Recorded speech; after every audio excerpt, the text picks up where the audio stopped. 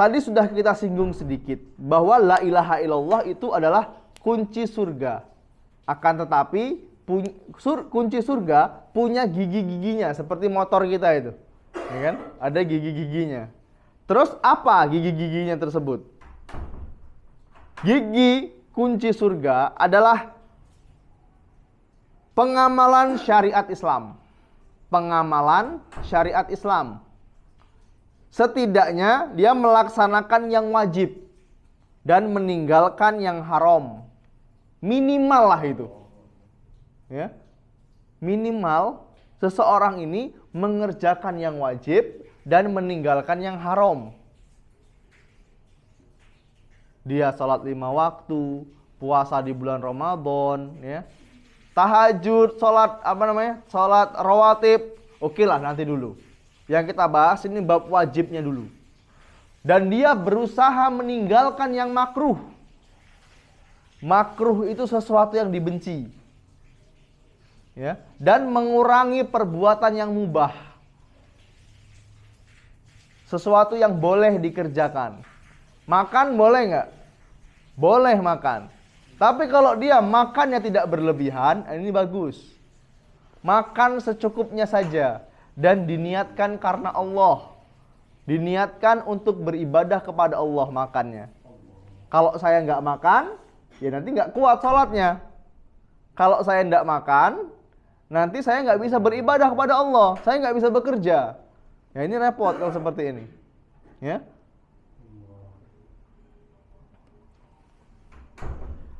Kemudian dari sahabat yang mulia Abu Hurairah radhiyallahu an, beliau pernah berkisah.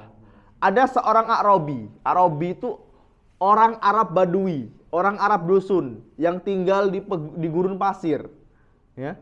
Yang tinggal di gurun pasir. Dia nggak sekolah, ya. Dia jauh dari majelis ilmu.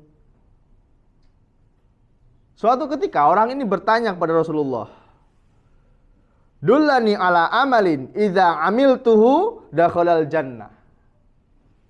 Tunjukkan, wahai Rasulullah, tunjukkan kepadaku sebuah amal solih yang kalau aku mengerjakan, maka aku akan masuk surga. Apa kata Nabi Muhammad SAW? Ta'budullah wa la tusyriku bihi syai'an wa tuqimus shalah wa tuqimus shalah maktubah wa tuaddi zakata al mafruḍah wa tasumu Ramadan. Kata Nabi Muhammad SAW, ya, menjawab pertanyaan amal solih yang bisa memasukkan dia ke dalam surga. Engkau beribadah kepada Allah. Jangan kau mempersekutukannya dengan sesuatu apapun. Engkau menegakkan sholat wajib, menunaikan zakat yang sudah diwajibkan, dan berpuasa di bulan Ramadan. Kemudian orang Arab tadi, orang Badui tadi mengatakan, "Walladzi nafsi biyadihi la uzidu ala hadza." Demi zat yang jiwaku berada di tangannya. Maksudnya demi Allah, aku tidak akan menambah-nambah amalan tersebut. Ya, setelah dikasih tahu, ini baru amalan yang wajib ini, kawan. Bayangkan, ini baru diberi ilmu amalan yang wajib. Kalau kamu mengerjakan ini, ya, engkau mentauhidkan Allah, engkau tidak berbuat syirik, engkau berpuasa di bulan, engkau membayar zakat yang sudah diwajibkan, engkau berpuasa di bulan Ramadan, itu sudah cukup. Kemudian orang ini bersumpah dia tidak akan menambah amalan ini. Kemudian ditambahi lagi sama oleh Rasulullah sallallahu alaihi wasallam, "Man syarrahu ayanzura ila rajulun man ahlil jannah falyanzur ila hadza." Kata Rasulullah SAW, barang siapa yang pengen melihat penduduk surga, lihat orang ini nih. Dia hanya mengerjakan amal yang menurut kita ringan, tapi dia bisa masuk surga. Ini tazkiyah, ya, rekomendasi dari Rasulullah SAW. Seperti hadis Ukasyah, ya kan? Kasyaf bin Mihsan radhiyallahu an, yang beliau masuk surga tanpa hisab, tanpa azab. Nanti ada pembahasan sendiri. Bayangkan ikhwan, masuk surga tanpa hisab, tanpa azab. Nggak dihitung lagi amalannya. Dan tidak ada azab. Azab kubur nggak ada. Meninggal langsung nunggu tiket masuk surga. Sudah dibukakan pintu surga oleh Allah. Ya karena orang yang meninggal itu dia sudah tahu nih, ya. Orang yang baru meninggal itu dia sudah tahu dia nanti bakal jadi penduduk surga apa penduduk neraka. Setelah dia ditanya oleh malaikat, maka Allah akan bukakan pintu surga atau pintu neraka. Dia akan ditemani, kalau dia masuk surga, dia akan ditemani oleh orang yang putih, bersih, harum, wangi. Ya, ini kalau dia bakal masuk surga. Kalau dia masuk neraka, dia akan ditemani oleh seorang yang buruk rupanya, busuk baunya, dan dia ini adalah amalan buruknya selama di dunia. Ya. Kalau dia bisa mengerjakan yang wajib tadi, cukup bagi dia untuk masuk surga. Terus untuk apa kita melakukan amalan sunnah? Ya tadi itu, untuk menambah kedudukan kita di surga. Itu adalah apa? Gigi-gigi kunci surga. Setelah la ilaha illallah itu kunci surga, bisa terbayang ya? Jamaah bisa terbayang ya? Kunci surga, gigi-giginya apa? Ya tadi syariat Islam tadi. Minimal mengerjakan yang wajib. Kemudian ada syaratnya ikhwan. Syarat untuk mengucapkan la ilaha illallah. Ya. Jadi nggak cukup hanya mengucapkan la ilaha illallah kemudian dia berbuat semaunya sendiri.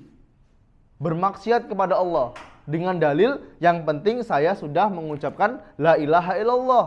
Itu nggak cukup. Ada syarat dan ketentuannya. Ya. Syaratnya itu ada 7.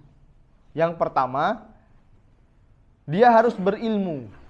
Fa'lam annahu la ilaha illallah. Ketahuilah, ilmuilah. Sesungguhnya tidak ada ilah selain Allah. Dia harus berilmu dulu. Nah, ilmu ini lawan dari tidak tahu. Kalau kita nggak tahu, ya kita harus berilmu. Jangankan masalah akhirat, masalah dunia pun kita harus berilmu. Mau jadi dokter ya harus berilmu dulu, sekolah dulu. Nggak mungkin dia sekolah arsitek atau jadi dokter, nggak mungkin.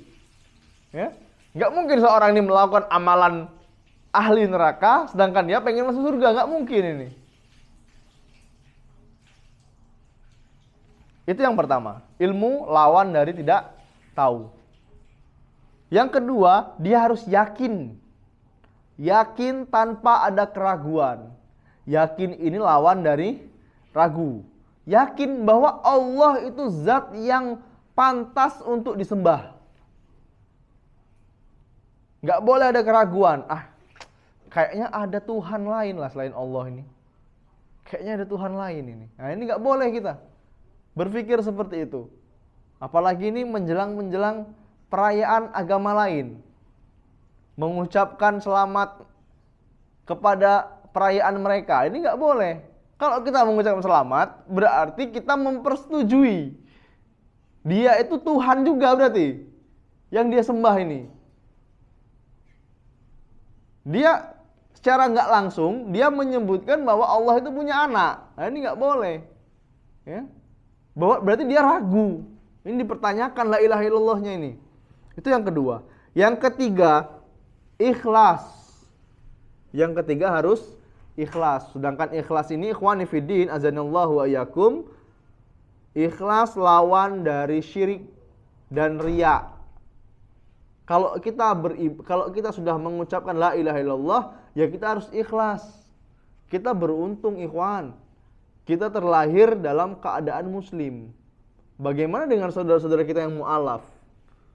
Apakah dia bisa ikhlas? Ya. Ini harus berilmu ini. La ilaha illallah ini pelajaran anak SD nih. Anak SD yang dasar-dasarnya sudah diajarin nih. Jangan sampai dia tidak belajar, sudah mengucapkan la ilaha illallah, tapi ada perayaan non-muslim, dia ikutin. Nah ini harus kita waspadai seperti ini. Kemudian syirik dan riya. Apa itu riya? Ingin dilihat. Kalau nggak salah kemarin sudah kita pelajari ya, riya ya. Riya ini termasuk syirik, tapi syirik kecil, ikhwan. Syirik kecil tidak mengeluarkan dari Islam. Ingat ya, tidak semua syirik itu mengeluarkan dari Islam. Ada syirik besar, ada syirik kecil. Syirik besar yang sudah pasti dia keluar dari Islam. Kalau syirik kecil, dia tidak keluar dari Islam, tapi dosanya sama-sama besar. Syirik kecil contohnya apa? Riya, pengen dilihat. Sum'ah, pengen didengar. Seneng kalau didengar. Si A sama si B ngobrol. Masya Allah, si C tadi dia nyumbang masjid 50 juta. Ternyata si C ini dengar disampaikan oleh D. Kemudian si C ini seneng, ikhwan. Seneng namanya disebut-sebut sama orang. Nah ini namanya sum'ah. Kalau riya jelas dia pengen dilihat. Seneng dia dilihat. Dia melakukan amal solih, ya sudah benar sesuai Al-Quran dan Sunnah. Kemudian dia sengaja mempertontonkan di khalayak ramai. Ini namanya riya ini. Tapi ingat, riya, sum'ah, termasuk di dalamnya ujub. Ujub itu bangga diri. Ya. Dalam hati kita ngejek. Tadi malam gak sholat tahajud. Aku sholat tahajud 8 rakaat tadi malam. Suratnya panjang-panjang. Dia ngomong sendiri dalam hatinya. Ini namanya ujub. Berbangga diri. Ujub hampir mirip sama sombong, ikhwan. Ya. Bedanya, sombong itu ada objeknya, ada lawannya. Sedangkan ujub itu nggak ada. Dia sombong kepada dirinya sendiri. Paham ya? Kalau sombong, dia ada objeknya, ada lawannya. Batarul haqq wa ghamtun nas. Yang namanya sombong itu menolak kebenaran dan meremehkan manusia. Ini namanya sombong. Ya. Sombong, riya, ujub, sum'ah, ini amalan hati. Kita nggak boleh menilai. Wong itu sombong, wong itu tuh. Beli mobil yang harga 800 juta, sombong dia itu. Nah ini nggak boleh kita. Ya. Nah, pakai baju harga 700.000, sombong nih Anda. Bukan sombong, ikhwan. Ya karena suatu ketika ada sahabat yang mulia pernah bertanya, "Wahai Rasulullah, aku ini senang pakai sendal bagus, Rasulullah. Pakai sendal bagus, pakai baju bagus. Apakah ini termasuk kesombongan?" Lah, kata Rasulullah, enggak. Yang namanya sombong itu batarul haqq wa ghamtun nas. Menolak kebenaran dan meremehkan manusia. Itu yang namanya sombong. Kalau kita punya kelebihan harta, kita punya rezeki yang lebih dari Allah, ya boleh kita pakai baju yang bagusan dikit. Ya, walaupun tidak mahal. Ingat, bagus tidak harus mahal.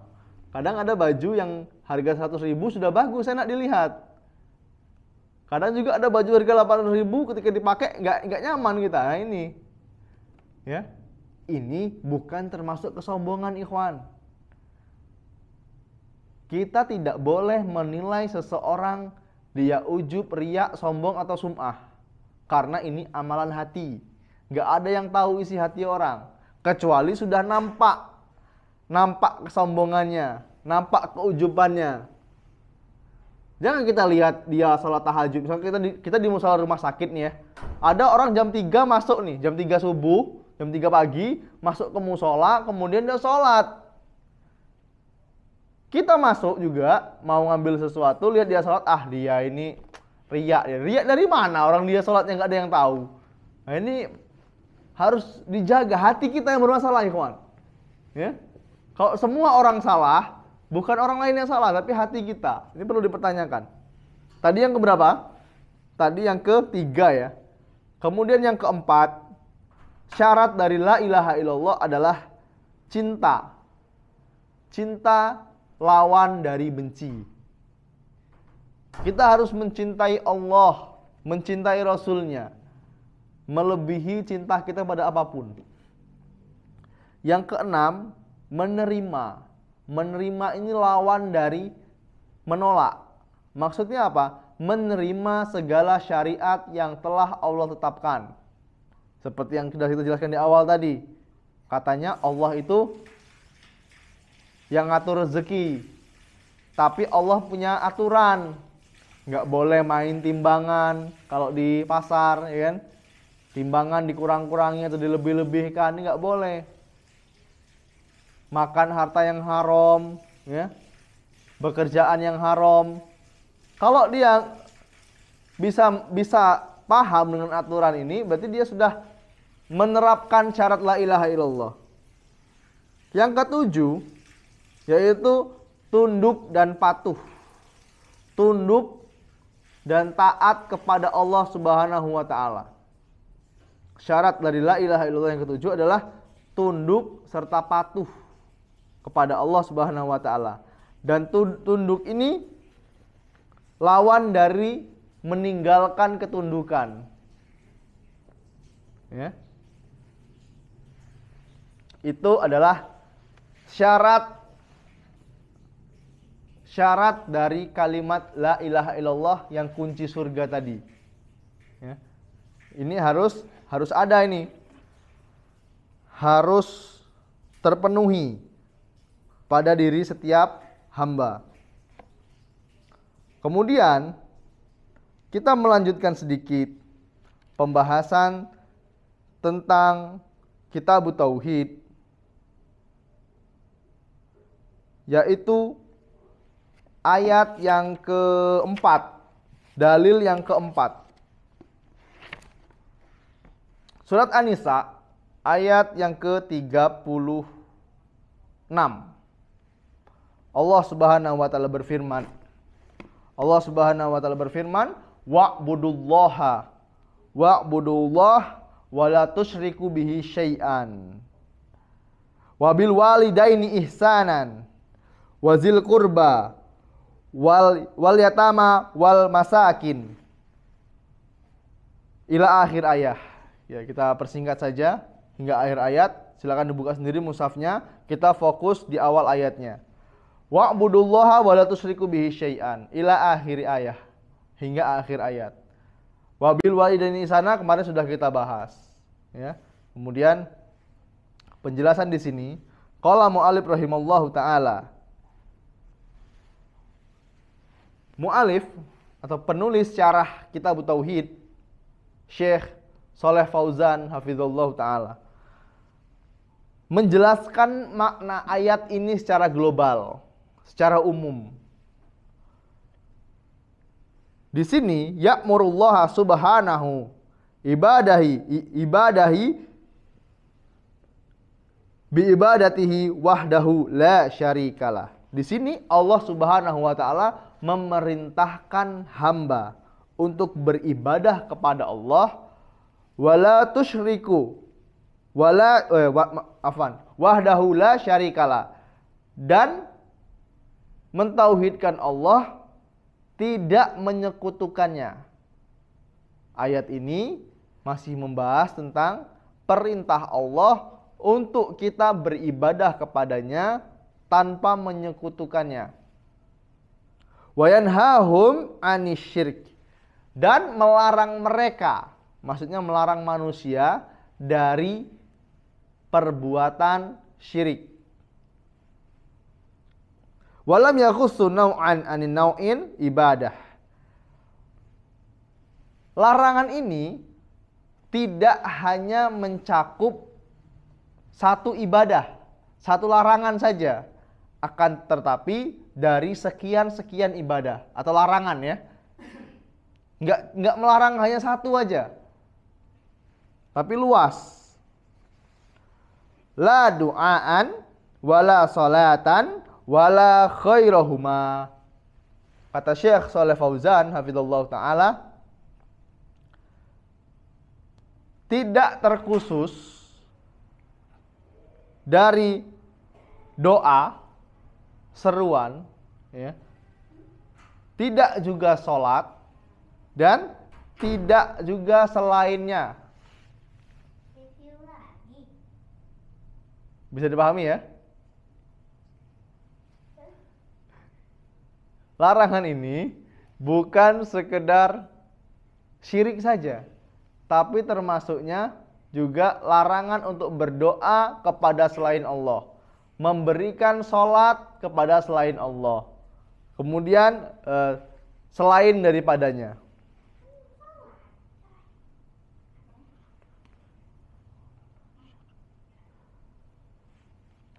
Ma yustafadu minal ayah. Kemudian apa yang dapat diambil dari ayat ini? Faidah apa yang dapat diambil dari ayat ini? Di sini ada sedikit saja, yaitu ada 5. Wujubu ifradillah bil ibadah. Wajib mengesahkan Allah dalam hal ibadah.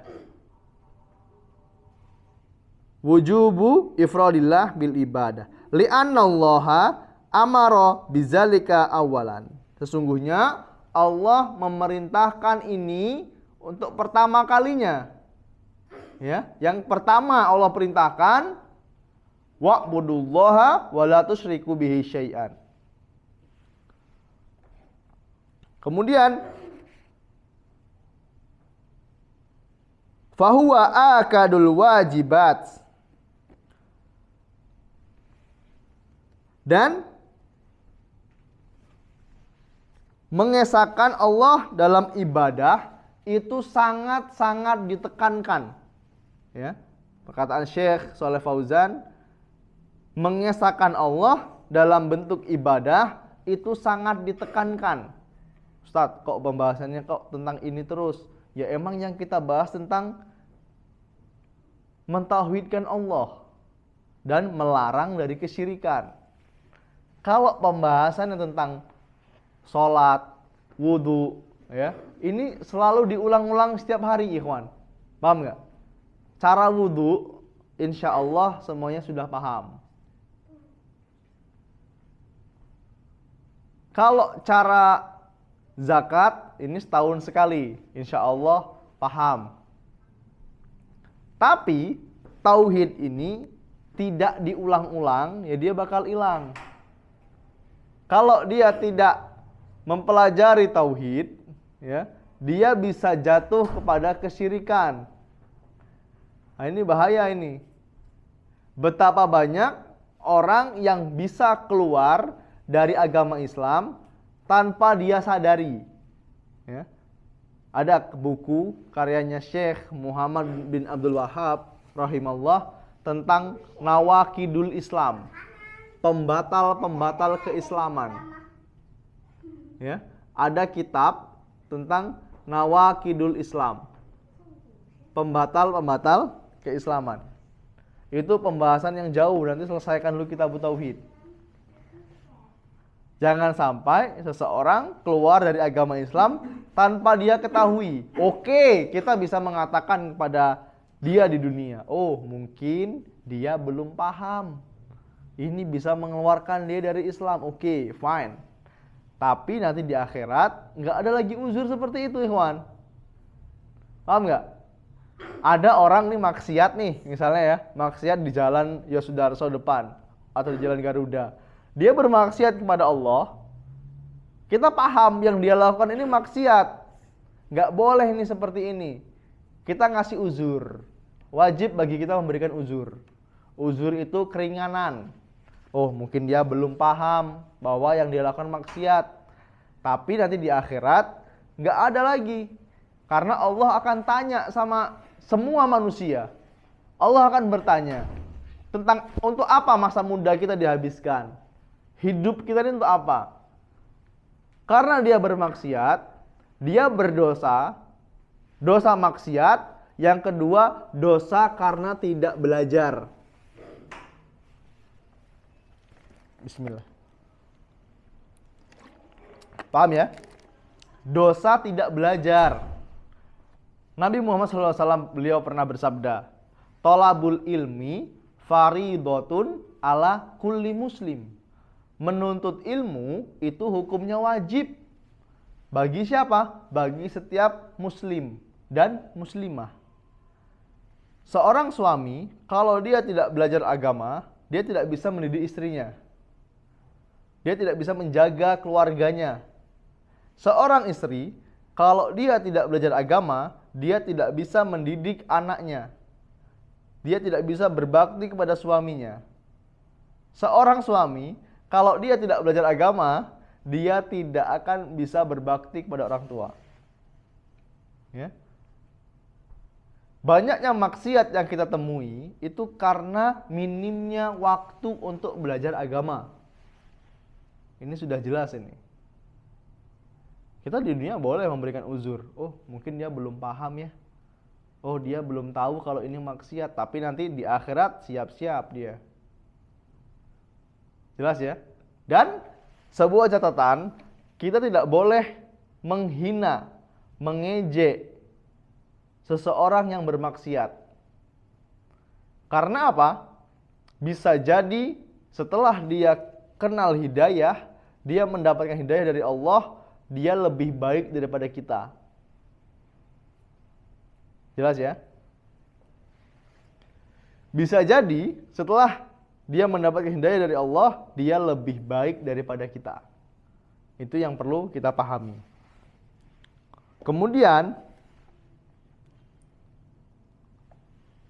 faedah yang dapat diambil dari ayat ini yang kedua adalah tahrimus syirk. Keharaman berbuat syirik. Li'anna Allaha nahya anhu. Karena sesungguhnya Allah melarang dari perbuatan tersebut. Allah melarang dari perbuatan tersebut. Allah tidak ridho kalau dia dipersekutukan. Allah nggak ridho sama sekali. Fahuwa asyadul muharramat. Karena hal ini, ya, kesirikan itu keharaman yang paling haram. Gimana nih nyebutkan ini? Keharaman yang paling haram itu syirik. Kalau ada tingkatan yang haram, berbuat syirik ini tingkatan yang paling tinggi. Jadi jangan bermudah-mudahan ikhwan. Ya mungkin dulu sekali pernah berbuat syirik, pernah datang ke dukun misalnya, atau yang disebut dengan paranormal. Sebenarnya yang normal itu kita, bukan dia. Kita ini manusia normal, dia abnormal. Segera bertaubat. Dan jangan pernah menceritakan masa lalu kita. Jelas ya? Dulu mungkin pernah pakai jimat, dulu pernah pergi ke dukun, ya. Jangan diceritakan sama orang lain sekarang. Nggak boleh, ikhwan. Allah sudah menutupi aib kita, jangan kita bongkar. Allah sudah menutupi aib kita, maka jangan dibongkar. Itu yang kedua.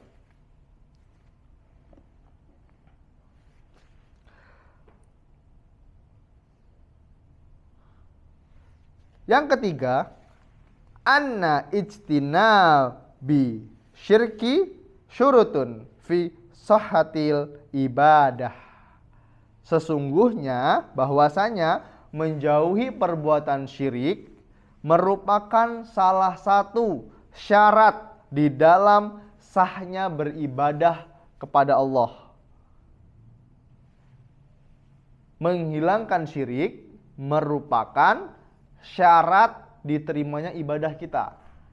Kalau dia masih berbuat syirik, apalagi syirik besar, yang dimaksud syirik besar ya, dia sholat tapi masih syirik.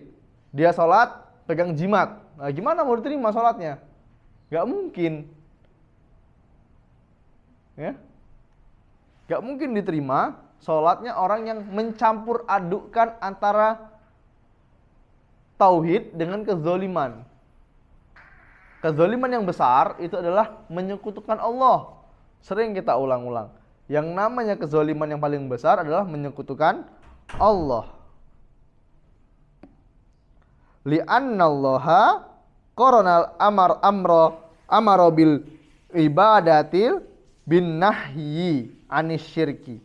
Sesungguhnya karena Allah menggandengkan perintah beribadah kepadanya dengan larangan berbuat syirik. Dalam ayat tadi Allah menjelaskan, wa'budullaha, beribadahlah kalian kepada Allah, wala tusyriku bihi syai'an, dan janganlah kalian menyekutukan Allah dengan sesuatu apapun. Allah menggandengkan. Kalau dia masih melakukan syirik, maka ibadahnya tidak akan diterima. Itu yang ketiga ya. Yang keempat, anna syirka haramun qalilahu wa katsirahu, kabirahu wa saghirahu. Sesungguhnya berperbuatan syirik itu hukumnya haram, baik itu sedikit ataupun banyak. Tidak apalah syirik dikit-dikit, nggak bisa, nggak ada toleransi. Ya, sama Allah nggak ada toleransi kalau dia berbuat syirik. Ini perbedaan antara pelajaran akidah, tauhid, dengan pelajaran fikih, ikhwan. Kalau fikih, ya, cara sholat nih, misalnya, ada yang ngambil pendapat tidak, kunut. Ada yang pakai kunut. Ya kita nggak perlu mencela orang nggak kunut. Dan yang nggak kunut jangan mencela orang yang melakukan kunut. Ini namanya khilaf mu'tabar, perselisihan yang nggak perlu diperselisihkan. Ya, mungkin cara takbirnya ada yang berbeda, mungkin dia punya pendapat, ya, dan kita harus menghormati pendapat dia. Ini masalah fikih, pemahaman. Tapi kalau masalah akidah, kita tidak ada toleransi. Orang yang menyebutkan Allah itu tidak bertempat. Gimana Allah nggak bertempat? Sedangkan Allah sendiri yang menyebutkan dia bersemayam di atas arsy. Itu loh. Ini akidah, tauhid namanya. Akidah itu keyakinan. Ada lagi orang yang meyakini kalau orang sudah mati, ya udah selesai, mati, tanam, kubur aja. Akidah yang kita pegang, orang yang mati itu awal mula perjalanan sesungguhnya.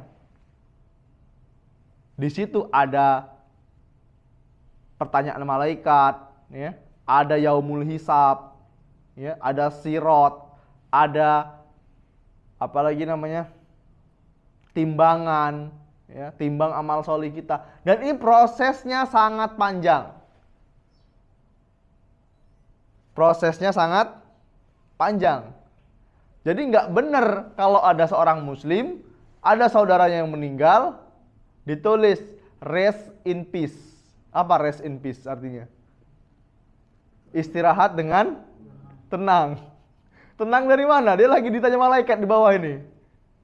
Ya, rest in peace. Ini nggak boleh, harus diluruskan, ikhwan.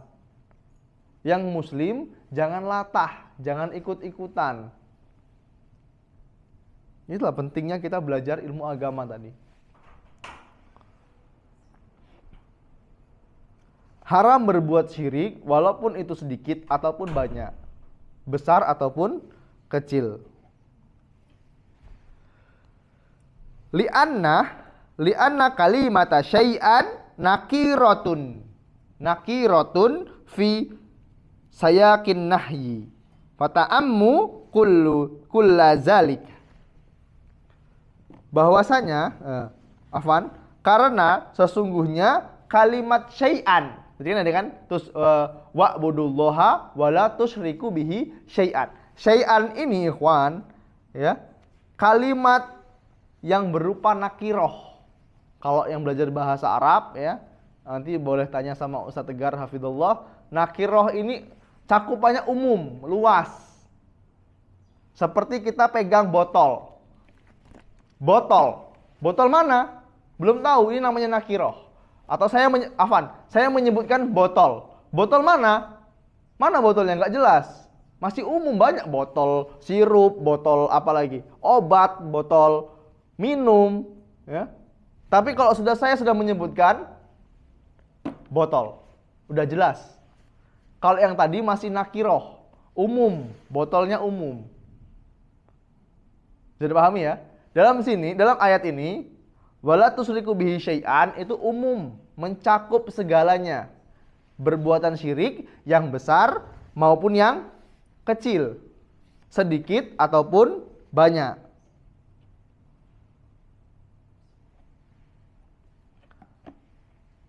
Pelarangan dalam konteks ini menyebutkan secara umum tentang pelarangan untuk berbuat syirik. Yang terakhir, annahu la yajuzu ayyushraka ma'allahi ahadun fi ibadatihi. Tidak boleh menyekutukan Allah dengan seseorang pun, maksudnya. Dengan seorang pun. La malakun wala nabiyun, la malakun wala nabiyun wala solihun minal auliyai wala sonamun. Baik itu dari kalangan malaikat, dari kalangan nabi, dan tidak juga dari kalangan orang-orang solih, atau dari kalangan para ulama. Nah, ingat ikhwan, awal terjadinya kesyirikan di zaman Nabi Nuh itu apa? Ya, ini termasuk talbis iblis juga ini. Mereka mengagumi orang solih, gulu, berlebihan.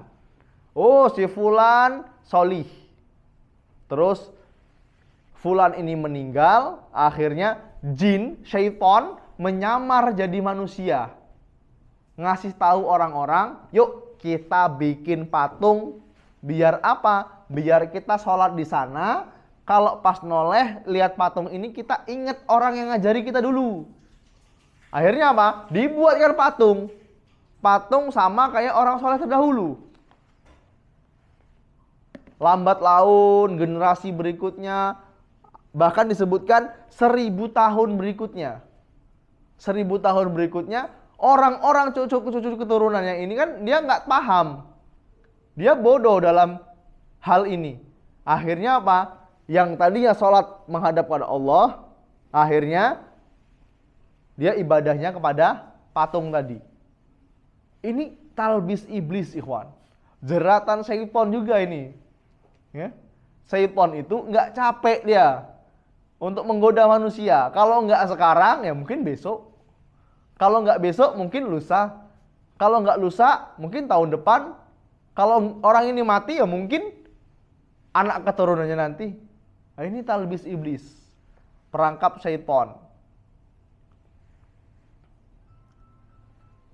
Tidak boleh menyekutukan Allah baik kepada malaikat ataupun nabi. Makanya kita nggak boleh berlebihan, ikhwan. Nggak boleh berlebihan dalam ibadah.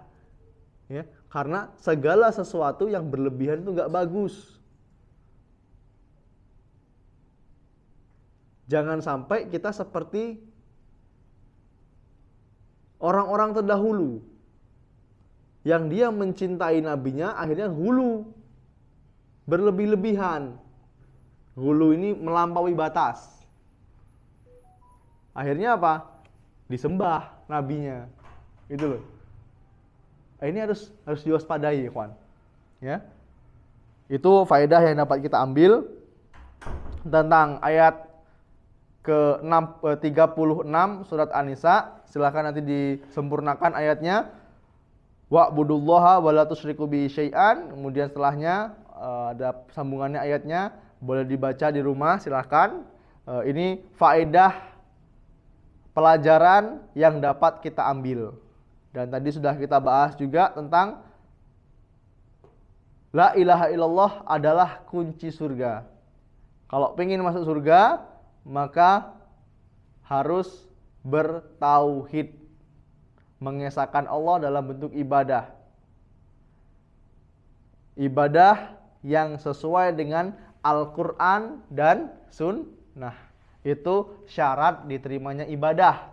Kalau tadi yang 7 yang sudah kita sebutkan tadi, itu syarat la ilaha illallah.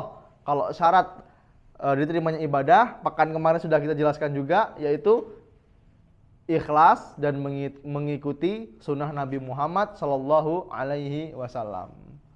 Mungkin azam ini, mungkin itu yang dapat saya sampaikan. Kurang lebihnya saya mohon maaf, dan kepada Allah saya senantiasa mohon ampun. Agar majelis kita diberkahi oleh Allah, kita baca doa kafaratul majelis. Subhanakallahumma wa bihamdika asyhadu alla ilaha illa anta astaghfiruka wa atubu ilaik. Assalamualaikum warahmatullahi wabarakatuh.